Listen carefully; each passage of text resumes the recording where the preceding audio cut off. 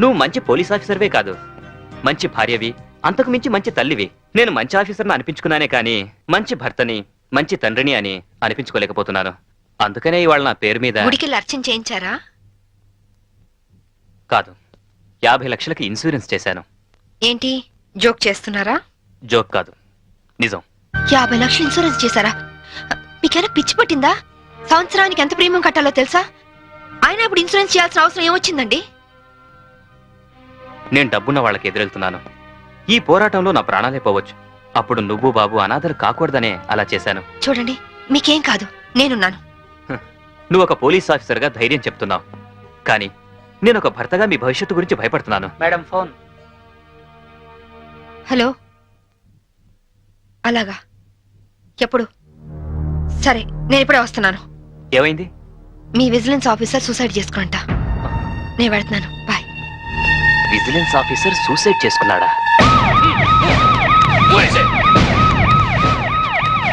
జరగండి, జరగండి.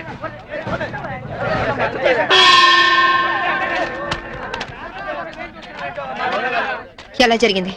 రైలు కింద తలపెట్టాడు మేడం. Suicide case. ఎవరు చెప్పారు? పబ్లిక్. మీరేమనుకుంటున్నారు? నేను అదే అనుకుంటున్నాను. నిన్నటి నుంచి ఈ రూట్ లో రైలు రోకో జరుగుతుంది. రైలు రోకో జరుగుతూ ఉండగా ఈ రూట్ లో ట్రైన్లు వస్తాయా? రావు మేడం. ట్రైన్ రానప్పుడు సూసైడ్ చేసుకునే అవకాశం ఉందా? లేదు మేడం. మరి సూసైడ్ అని మీరు ఎలా కన్ఫర్మ్ చేశారు? చేతిలో లాఠీ ఉంటే సరిపోదు, తల్లో బ్రెయిన్ ఉండాలి. ముందు బాడీని పోస్ట్ మార్టానికి పంపించండి. Yes madam.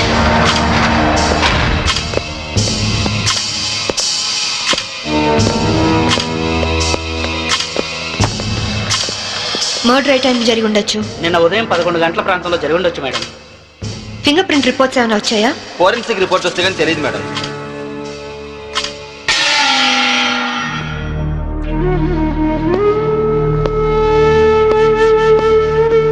నమస్తే అమ్మా, నా పేరు సాంబవి. మీ ఆయన కేసు ఇన్వెస్టిగేట్ చేయడానికి వచ్చాను. మీరు నాకు సహకరించాలి.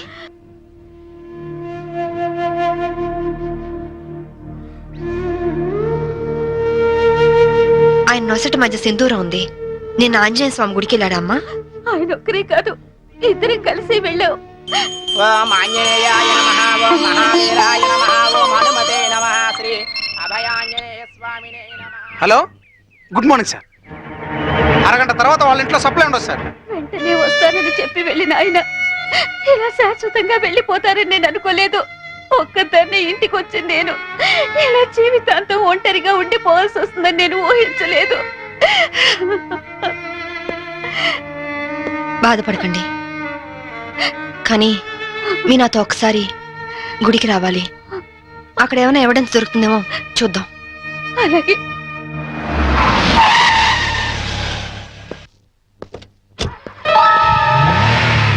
గేట్ తాళం తీ. రాత్రి వేసిన తలుపు ఉదయం 5 వరకు తెరవరమ్మా. సరే రండి.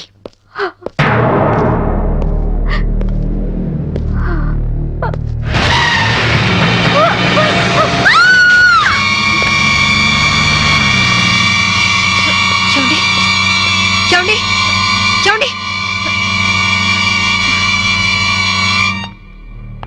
అమాయకురాలైన ఆవిని చంపడానికి నీకు మనసు ఎలా వచ్చింది? నువ్వు మనిషివా పశువా? నీలాంటి వాడిని కోర్టు తీసుకెళ్లి శిక్షించడం కాదు, పబ్లిక్ గా ఉరి తీసి చంపాలి. తీసుకురండి. Yes madam.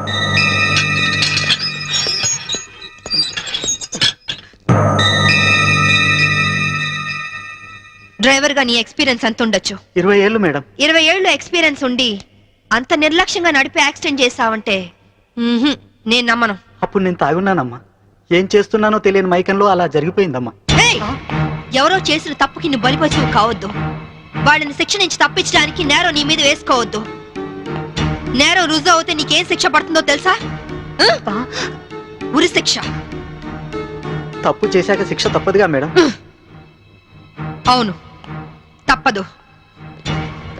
లక్ష్మి, యాండి నువ్వెందుకు వచ్చావు ఇక్కడికి? What happened? యాండి బ్రోతల్ కేసు మేడం. నాకేం తెలీదు, నేనే పాపం చేయలేదండి. తప్పు చేస్తూ దొరికిపోయిన ప్రతి వాళ్ళు చెప్పేది ఇదే.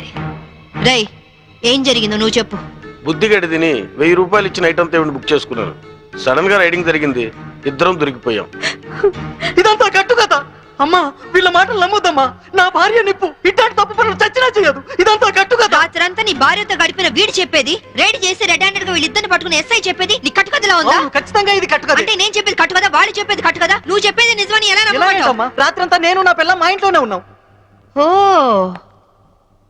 అయితే నిన్న రాత్రి కార్ డ్రైవ్ చేసింది, యాక్సిడెంట్ చేసావని చంపింది నువ్వు కాదన్నమాట.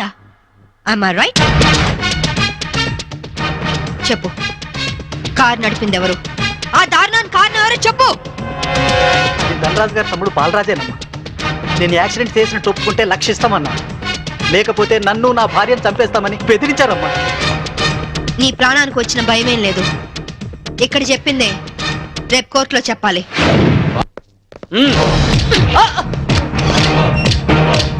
Madam what is this? ఇది ఆపరేషన్ థియేటర్, లోపల రాకూడదు. Shut up! రేయ్, లేరా. మీరు జులుం చేయడానికి ఇది పోలీస్ స్టేషన్ కాదు, హాస్పిటల్. Don't disturb me. ఇతనికి heart problem, kidney problem, brain problem, nervous problem, liver problem. ఇన్ని ప్రాబ్లమ్స్ ఉన్నవాడు బ్రతకడం కంటే చావడం బెటర్. రేయ్, లేరా, లేరా, లే. What is this nonsense? Shut up! చావు బతుకులో ఉన్న పేషెంట్ ని కాపాడే డాక్టర్ ని చూశాను, కానీ క్రిమినల్ కాపలా కాసే డాక్టర్ ని మిమ్మల్ని చూస్తున్నాను. ఛీ! ఎరా, నీ గుండె నొప్ప,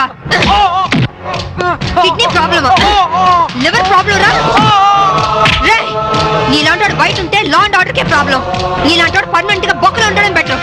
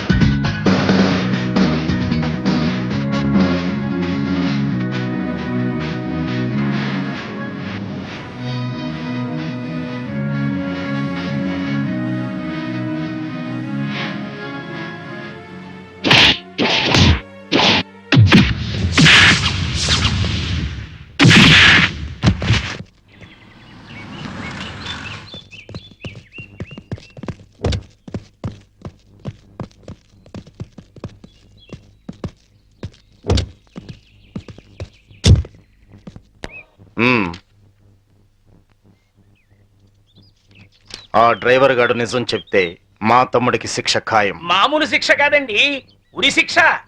హిందీ మే फांसी का सजा बोलते हैं. अब అవును, వాడిని స్టేషన్ లోనే లేపేస్తే అదంత ఈజీ కాదు. నైట్ అంతా శాంభవి వాడే కాపలా ఉంటుంది. అయితే ఇప్పుడెలా? రేపొద్దున శాంభవి ఇంటికెళ్ళి కోర్టుకెళ్లే గ్యాప్ లో మీరు పోలీస్ స్టేషన్కి వెళ్ళి వాడిని లేపేయండి. उड़ा दो, उड़ा दो. ఓకే అన్నా. త్వరగా డ్రైవర్ తీసుకురావయ్యా, కోర్టు టైం అవుతుంది. Yes sir. పదా పదమంటుంటే. నేను రాను, నేను మాత్రం కోర్టుకు రాను. ఒకవేళ మీరు నన్ను బలవంతంగా తీసుకెళ్ళినా బండి తోలేని ధనరాజు తమ్ముడని చెప్పను, నేను తోలేనని ఒప్పుకుంటాను. నిన్న మేడం అడిగితే సాక్ష్యం చెప్తా అన్నావు. చెబితే వాళ్ళు నన్ను చంపేస్తారు. చెప్పకపోతే నేను చంపుతా. చెప్తావా లేదా? నేను చెప్పను. చెప్పా అబ్బా! అబ్బా! అయ్యో! అబ్బా! చెప్తావా లేదా? అబ్బా! అయ్యో! అబ్బా! చెప్తావా లేదా? అబ్బా! చెప్తావా లేదా?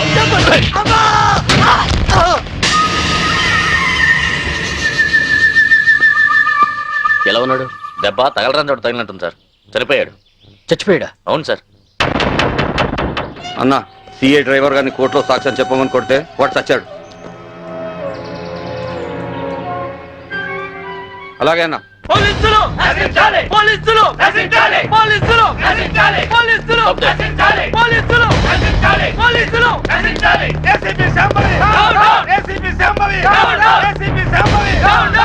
Order order.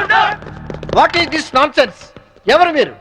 వీళ్ళంతా ఈ కేసుకు సంబంధించిన వాళ్ళే యువరానర్. అవును సార్, ముద్దాయిగా బోన్లో నిలబడ్డది మా తమ్ముడే. కానీ ఇప్పుడు నిలబడాల్సింది వాడు కాదు, ఈ ఏసీపీ శాంభవి. ఏమైంది? ఎలా జరిగింది? ఐఎమ్ సారీ మేడం, అనుకోకుండా జరిగిపోయింది.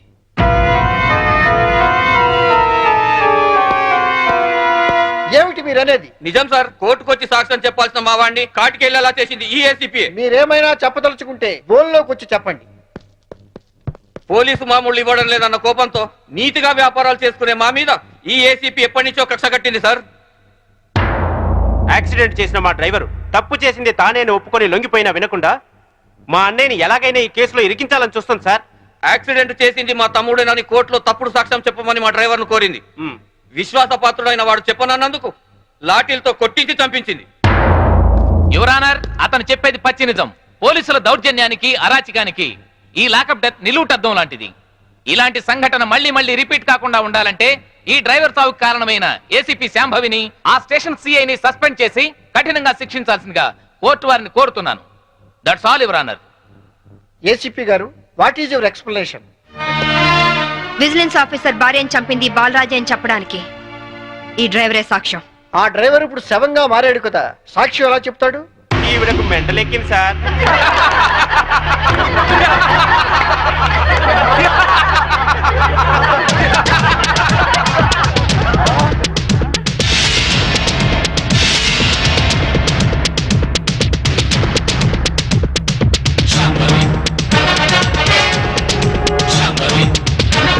చచ్చాడనుకున్న డ్రైవరు బతికి లేచినందుకు షాక్ అయినట్టున్నారు. మీ మొహాల మీద నీళ్లు కొట్టించాలా లేక మిమ్మల్ని కూడా జైల్లో పెట్టించాలా? మిసెస్ శాంభవి, ఏమిటిదంతా? 1 minute యువర్ ఆనర్. ఇన్స్పెక్టర్, జరిగింది చెప్పండి. Yes madam. Your honour, driver ను కోర్టుకు తీసుకొస్తుంటే వీళ్ళందరూ అతని చంపాలని కోర్టు బయట కాపు కాశారు. అది పసిగట్టి నేను మేడం గారికి ఫోన్ చేశాను. మేడం గారు ఈ డ్రామా అంతా ఆడమని ప్లాన్ చేశారు యువర్ ఆనర్. లేకపోతే వీళ్ళు నన్ను నిలువునా చంపేసే వాళ్ళయ్యా. ఆఫీసర్ భార్యని యాక్సిడెంట్ చేసి చంపేసింది ఈ బాలరాజే. వీడు చెప్పేది అబద్ధం సార్. యువర్ ఆనర్, నిజాలు తేల్చాల్సింది న్యాయస్థానం. విజిలెన్స్ ఆఫీసర్ భార్య ప్రాణాలు తీసిన ఇతన్ని కఠినంగా శిక్షించవలసిందిగా కోర్టు వారిని కోరుతున్నాను. That's all your honour. Driver Kanakarao సాక్ష్యాన్ని ఆధారంగా చేసుకుని విజిలెన్స్ ఆఫీసర్ భార్యను చంపింది బాలరాజనేని కోర్టు వారు నమ్ముతూ సెక్షన్ 302 ప్రకారం నిందితుడికి యావజ్జీవ కారాగార శిక్ష విధించడమైనది.